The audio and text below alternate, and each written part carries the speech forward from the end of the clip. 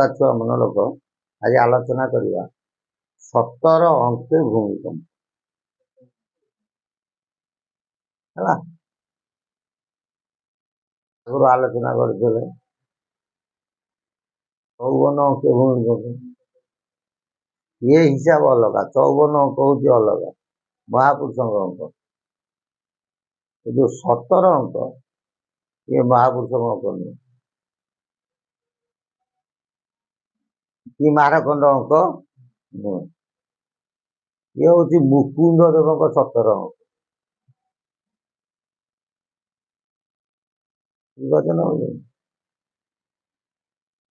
भाई समति सेठी हम बारंबार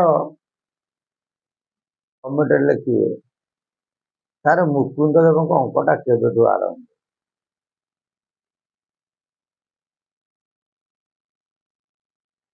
से जो जिन से भाई कही गोटे एपिसोड पुनर्बार लिखिपारे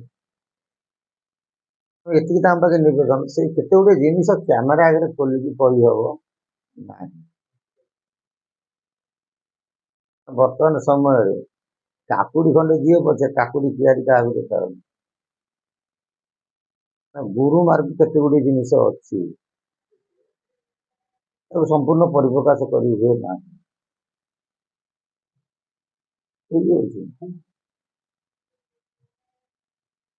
मुकुंद देव रजा केबे हेबे महापुरुष स्वतंत्र भाव लिखी को मुकुंद देव बाल मुकुंद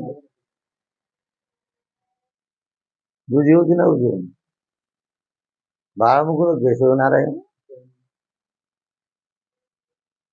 पुणी जन्म जन्म लाभ करेंगे सब नारायण अखा अगे खेलिए नारायण लीला हूँ स्वयं विचित्र देख हाड़ीबन दास सत्यावत बो को माँ को जो कहते जन्मदात्री से बसई पुरी रथ यात्रा देखे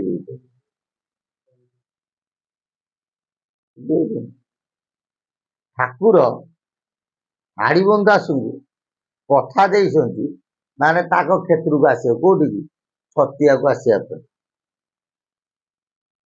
कथा तो क्षेत्र 7 दिन श्रीक्षेत्र हम देख इे हाड़ीबन दास को कही तो क्षेत्र को मुझे कौन 7 दिन श्रीक्षेत्र हम सियाड़े अच्युतानंद महापुरुष देखिले ऋषिया राजन आसो कौन हम रेल रे भरी नब एमती लिखी ना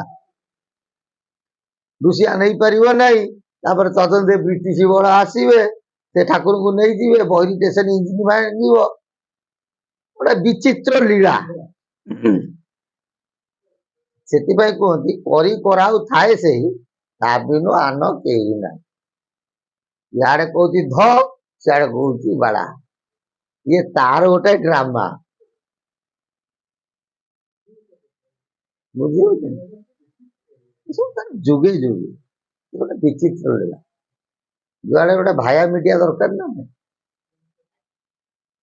हम गोटे कहती जम 16 पुओ नब कि जम को दोष नाकी ना केमिति मला ना गाड़ी धक्का मला केमिति मला ना डायरिया रे मला केमिति मला ना हार्ट स्ट्रोक रे मला आ गोटे छुआ भल कथा मन रखी तो जोगिनी मान बर्तमान कौन बाहर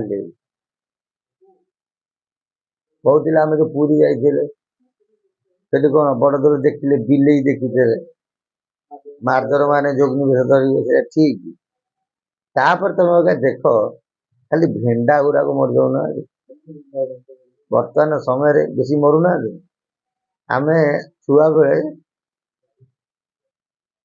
सकाल कहार खाली शुणा होता जन्म अरे अमुक लोकर पुओटा अमुक लोकर झीटा माने एमती अनेक शुआ जाए शुणा जाए बर्तमान ता नुह सकाल जुआड़े गोटे खबर पाइब हे अमुक लोक मरीगला ए अमुक लोक मरीगला बर्तमान मृत्यु संख्या कौन हो बेसी शुणा हो तथा लोक मैंने चेतुना ଆଉ ବେଶୀ ଷ୍ଟୋକରେ ବେଶୀ ଯାଉଛନ୍ତି। ତଥାପି ଲୋକଙ୍କର ଗୋଟେ ହେଜା ପଶି ଯେତେ ବିପଦ ପଡ଼ିଲେ ଏ କେହି ଚେତିବେ ନାହିଁ। ମହାପୁରୁଷ ତ କହିଛନ୍ତି ଆଉ। ତେଣୁ ଛାଡ଼ ସେ ବିଷୟ। କିନ୍ତୁ ମହାପୁରୁଷ ବଳରାମ ଦାସଙ୍କ ଭାଷାରେ ମୁକୁନ୍ଦ ଦେବଙ୍କର ସତର ଅଙ୍କରେ ସେତେବେଳେ ତ ବହୁତ କ୍ଷତି ହେଇଯାଇଥିବ, ବୁଝିହଉଛି ନା?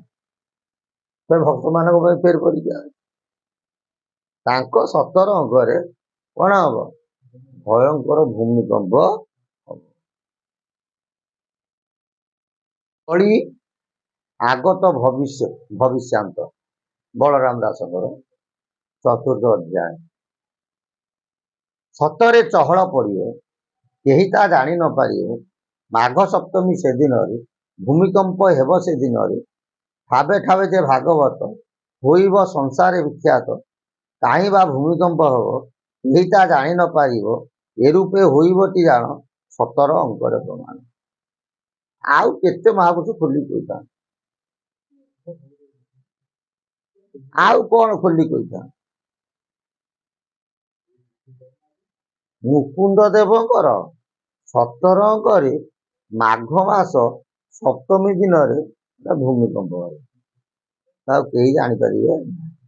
ଏମିତି ହବ ଲୋକ ଭୟରେ ସବୁ ହରି ହରି କଣ ହେବେ, ଭାଗବତ ବସି ପଢିବେ। ମାନେ ପୂର୍ଣ୍ଣ ଆଡ଼ିକି ତାଙ୍କ କଣ ହବ, ଧର୍ମ ଆଡ଼ିକି ତାଙ୍କର ମନଟା ବଳେଇବ। କାହିଁବା ଭୂମିକମ୍ପ ହବ, କେହି ତା ଜାଣି ନ ପାରିବ। କିନ୍ତୁ ଭୂମିକମ୍ପ କୋଉଠି ହବ, କେହି ଜାଣିପାରିବେ ନାହିଁ। ଯେମିତି କୃଷ୍ଣ ଅବତାରେ ଠାକୁର ଯେତେବେଳେ ଆସିଲେ, ଗୋଟେ କୁକୁଆ ଅପେକ୍ଷାନା ଅଛି। ସତରେ କଣ କୁକୁଆ ଥିଲା? କାଦମ୍ବରୀ ରସ ପିଇ ଏ ସବୁ ବାଡ଼ିଆ ପିଟିଆ ହେଇକି ମଲେ।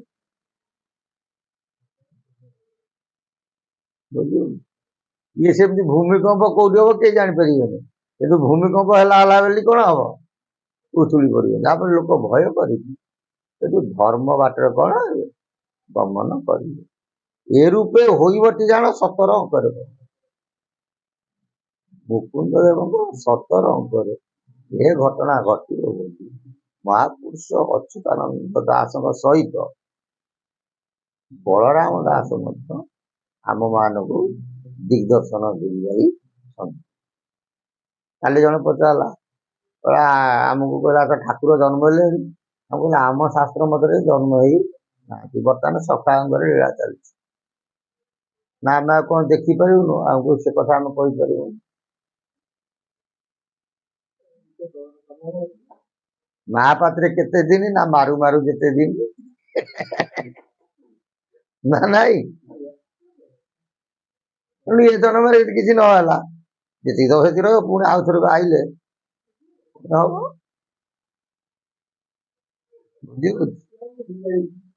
ଏକାଥରେ ସେ ଆଉ ଆମକୁ ସାର୍ ଏମିତି କଣ କହୁଛନ୍ତି? ନା ଏଟା ସତ କଥା। ମରଣଟା କାହା ହାତରେ ନାହିଁ। ତମେ ଯେତିକି ପୂର୍ଣ୍ଣ ଅର୍ଜନ କରିଥିବ, ତମ ପୂର୍ଣ୍ଣ ତମ ପାଖରେ ଥିବ। କାରଣ ଗଲାବେଳେ କିଛି ନେଇକି ଯାଆନ୍ତିନି ମଣିଷ। ଏ କୋଠା ବାଡ଼ି ଯିଏ ଯାହା କରିଥିବ ସବୁ ପଡ଼ିଥିବ। ଗଲାବେଳେ ଯଦି ଧର୍ମ କରିଥିବ, ଏ ଧର୍ମଟି ସାଙ୍ଗରେ ସେ ଯାହା ହଉ। ତେଣୁ ମୁକୁନ୍ଦ ଦେବଙ୍କ 17 ଅଙ୍କରେ ଏ ଘଟଣା ଘଟିବ ବୋଲି ବଳରାମ ଦାସ କଳି ଆଗତ ଭବିଷ୍ୟାନ୍ତ 4ର୍ଥ ଅଧ୍ୟାୟରେ କଥାରେ ପ୍ରମାଣ ଦେଇଛନ୍ତି। ଯଦି ସମୟ କେତେ ଦିନ, ଜୟ ଜଗନ୍ନାଥ। ପ୍ରଭୁର ଇଚ୍ଛା ପୂର୍ଣ୍ଣ ହଉ। ଜୟ ଜଗନ୍ନାଥ, ଜୟ ଜଗନ୍ନାଥ, ଜୟ ଜଗନ୍ନାଥ।